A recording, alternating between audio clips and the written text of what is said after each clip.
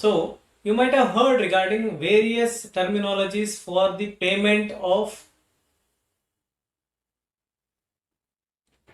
Namaste. As soon as you finish your post-graduation in Ayurveda, sometimes you may be thinking about joining an educational institute. So educational institute will either provide you payment with certain terminology like salary, certain times with a terminology like fixed or consolidated, or certain times it could be even written as remuneration. So what are these terminologies and what could be the difference between these? So let us analyze in this video. Kindly watch this till the end.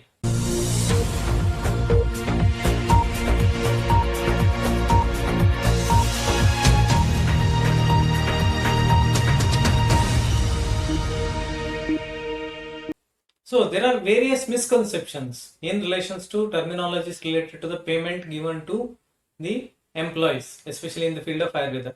Now, what are these terminologies and what do they exactly mean? We are going to see that. Certain times or most of the private colleges give you salary which may be fixed. So they call it either fixed salary or a consolidated salary. So what it means is there will be a fixed number. Say it could be 50,000, say it could be 60,000. So this particular number will be the salary. You won't get less than this or more than this. So this is the actual meaning of consolidated salary or fixed salary. There is no pay scale. There is no scale or pay band. Pay band like 50,000 to 600 to 39,100 or something like that. Pay band is not there. There are no specific DA. There is no specific NPA or non-practice allowance. No specific HRA like house rental allowance. Nothing of such allowances are given extra. So what it means is your salary will include all the things, but ultimately the amount what will be given to you is this much. That is called as consolidated salary or else called as fixed salary. Now, the other kinds of salary which very few colleges or institutes provide in private sector is salary, proper salary which has basic as well as allowances. So basic could be something like between the pay band of 15,600 to 39,000, and other allowances like grade pay. Along with basic there could be a grade pay. Along with that there could be the DA, dearness allowance, there could be HRA, there could be even the traveling allowance and such kind of allowances, non-practicing allowances, such kind of allowances also could be there.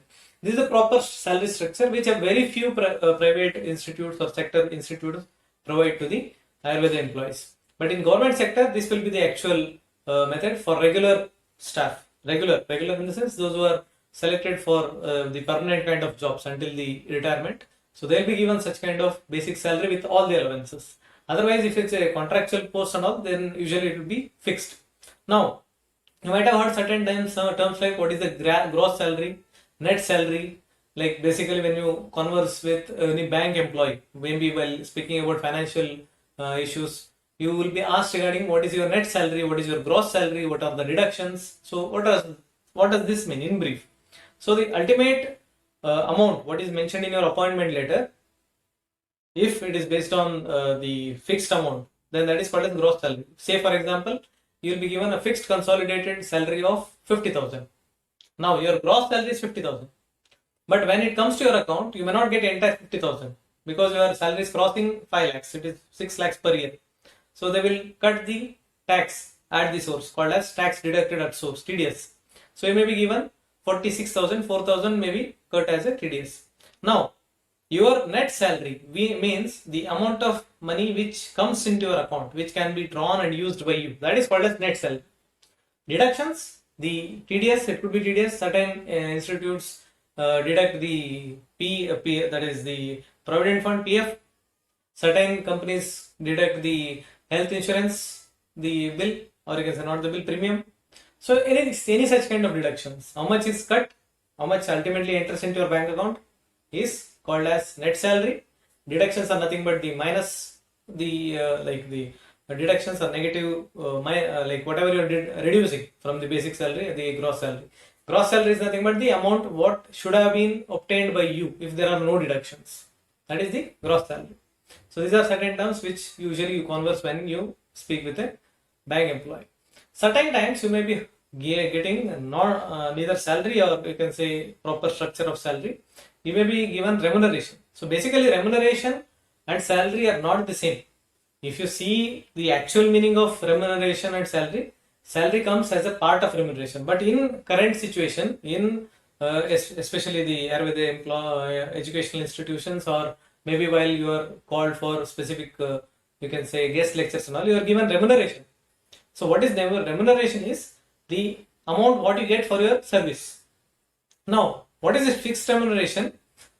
If you are a contractual employee in any of the government institute, usually you are given fixed remuneration. It is called as fixed remuneration. What it means is, this remuneration, fixed one, will not have any other allowances. There will not be DA, there will not be HRI, nothing of that sort. Remuneration means only that much. And remuneration is again taxable, so you may be given the amount after cutting the TDS. So fixed remuneration means it has all kinds of allowances in it. That is why there will not be any extra penny given other than the fixed remuneration. So fixed remuneration. So in most of the contractual jobs in today's time, you will be getting fixed remuneration.